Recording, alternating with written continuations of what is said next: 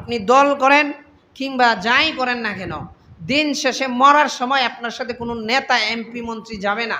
বহুত এমপি মন্ত্রীরা দেখছি বিগত 16 বছরে যারা টপ লেভেলের এমপি মন্ত্রী ছিল, যাদের পিছনে শত মানুষ শুধুমাত্র কাপড়টা বইরা যায় কিনা যারা দেওয়ার জন্য শত মানুষ ছিল, ওই মানুষগুলা ক্ষমতার মস্তক থেকে নেমে যাওয়ার কারণে এখন চেয়ার থেকে নাইমা বসতে পারে না, এমন অবস্থা গেছে।